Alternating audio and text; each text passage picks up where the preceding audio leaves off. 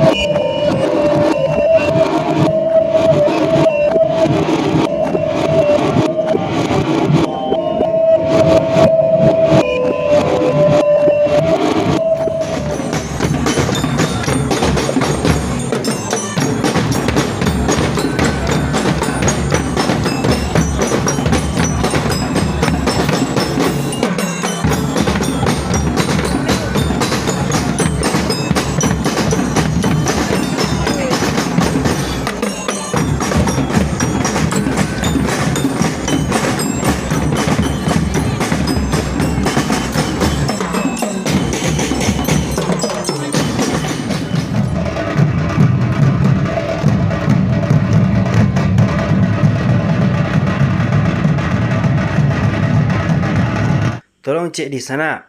Subscribe cek yo kalau alun. Gampangnya gratis lo lai. Modeko caranya sana.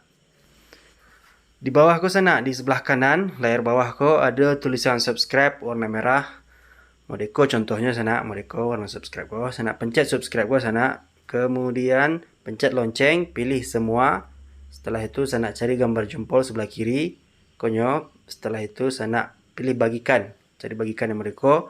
Boleh sana bagikan lewat WhatsApp atau Facebook, Instagram dan lain-lain. Terima kasih banyak yang sana wak nonton lai. Terima kasih.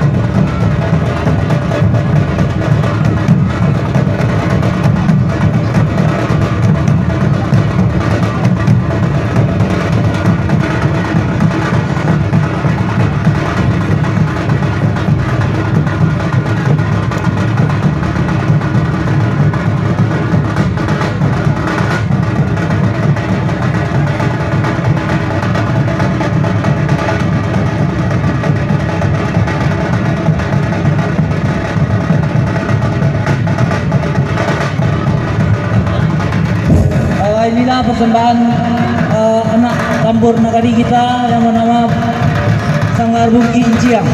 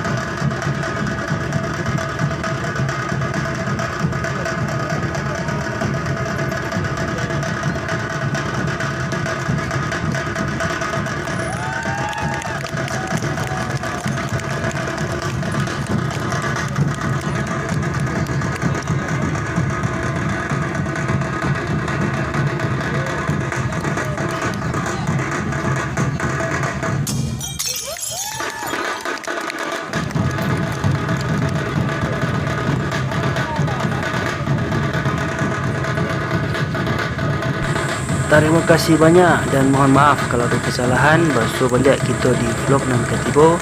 Sampai jumpa. Assalamualaikum warahmatullahi wabarakatuh.